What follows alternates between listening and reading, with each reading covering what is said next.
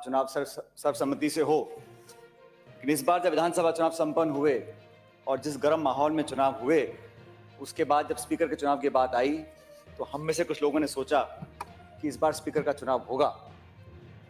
लेकिन फिर जब अखबार से पता पड़ा कि हो सकता है आपका नाम सामने आए, फिर हम सब ने मन बनाया अगर देवनानी जी बनेंगे तो चुनाव सर्वसम्मति से होगा, क्योंकि आप सदन में बहुत ही एक एक्टिव सदस्य रहे।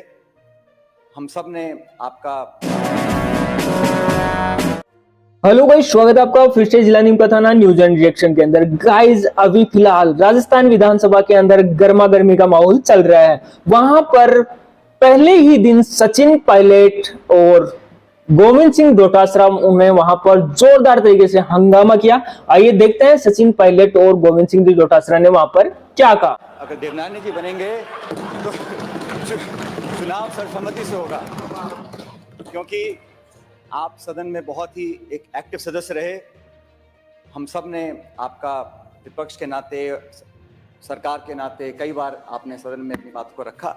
आपका लंबा अनुभव रहा और ये बात सही है कि जो परिपाटी बनी हुई है उसकी पालना आप पूरी तरह करेंगे। मैं विपक्ष की तरफ से, अपने दल की तरफ से उम्मीद करता हूँ कि आपका हर निर्णय, आपकी हर रूलिंग न्यायपूर्वक होगी और सदन में अब आप दलगत राजनीति से ऊपर उठ चुके हैं।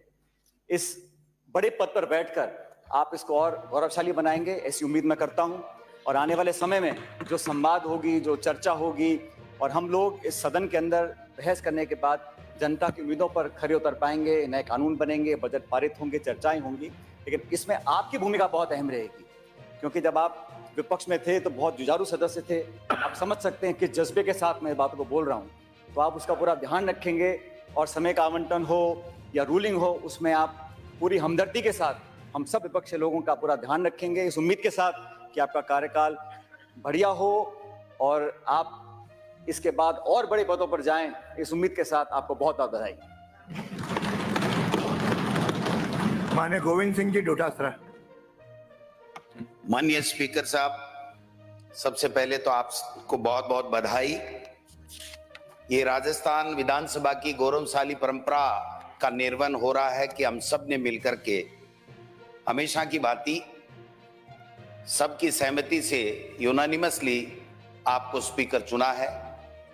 स्पीकर का राजस्थान की विधानसभा में बहुत बड़ा रोल होता है, क्योंकि सत्ता पक्ष हो चाहे विपक्ष हो, वो स्पीकर के कंट्रोल में रहता है। स्पीकर जो नियम, प्रक्रिया, जो परंपरा जो चली आ रही हैं उनका निर्वहन करवाता है। और विशेष रूप से सत्ता पक्ष से भी ज्यादा मैं समझता हूं कि स्पीकर हमेशा विपक्ष के प्रति बहुत लिबरल रहता है, क्योंकि विपक्ष के पास में केवल एक हथियार होता है कि वो सरकार की जो भी योजनाएं हैं उसमें कोई सुझाव देना हो या उसमें कोई कमी खामी हो या अपने अधिकारों की कहीं कोई अवहेलना हो रही है, कहीं कोई दिक्कत आ रही है, कोई बात रखना चाहता है, तो वो माननीय स्पीकर साहब उनको संरक्षण प्रदान करते हैं। मैं उम्मीद करता हूं कि आप वैसे भी सबको साथ लेकर के चलने वाला आपका स्वभाव रहा है।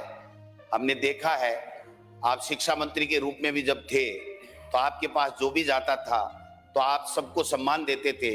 मैं समझता हूं कि पहले तो हम सोच रहे थे, क्योंकि आपके दल में ये तय कर रखा था कि इस उम्र से ऊपर ये नहीं हो सकता, ये नहीं हो सकता, तो हमने सोच लिया था आप अंडमान निकोबार के राज्यपाल बनेंगे।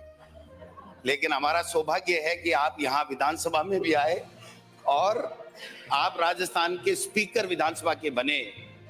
मैं इतना ही निवेदन करना चाहूंगा, माननीय स्पीकर साहब, आपके ऊपर कोई भी दबाव आए, चाहे दिल्ली से आए, चाहे किसी भवन से आए, आप निष्पक्ष रहेंगे, ये मैं आपसे, पूरा विपक्ष जो है आपसे उम्मीद करता है।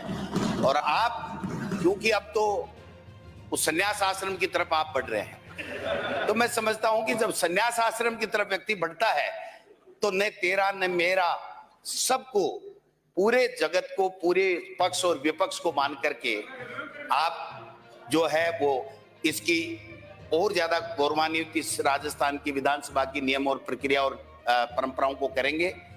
हाँ, ये बात जरूर है, हमें भी थोड़ी खली कि आपका जो मुहूर्त था उसको माननीय मुख्यमंत्री जी के दिल्ली के आने में देर होने की वजह से ये जो थोड़ा सा टूटा है, परंपराएं थोड़ी सी टूटी हैं, ये आगे नहीं टूटे।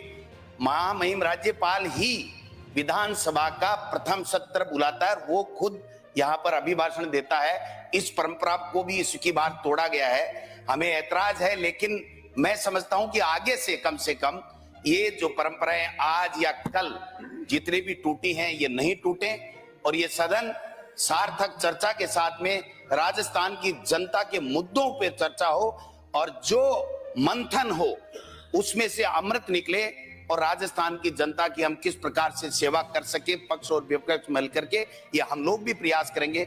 हम भी संकल्प लेते हैं कि हम आपको ज्यादा परेशान नहीं करेंगे,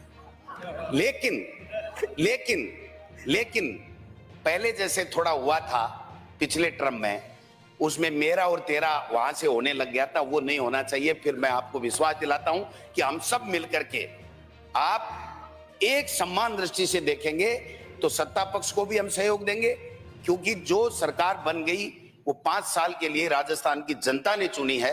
वो जो अच्छा काम करेगी उसको मेज थपथपा के स्वागत करेंगे। अगर कोई कमी खामी हमें लगेगी तो हम आपके माध्यम से सरकार तक, मंत्री और मुख्यमंत्रियों तक हम बताने का चेष्टा करेंगे। इसलिए आप जैसा वरिष्ठ विद्वान और क्या क्या कितने अलंकार जितने संस्कृत में व्याकरण में हैं वो सब मैं आपको समर्पित करता हूं कि आप बने हैं तो हम सब सुरक्षित हैं, प्रतिपक्ष अपनी बात आराम से रख पाएगा। इन्हीं आशा और अपेक्षा के साथ गाइस, आपको हमारी लेटेस्ट अपडेट वीडियोज आपको अच्छी लग रही हो तो प्लीज चैनल को लाइक शेयर और सब्सक्राइब जरूर करें। मिलते हैं जल्दी ऐसी नई लेटेस्ट अपडेट के साथ, तब तक के लिए जय हिंद, जय भारत।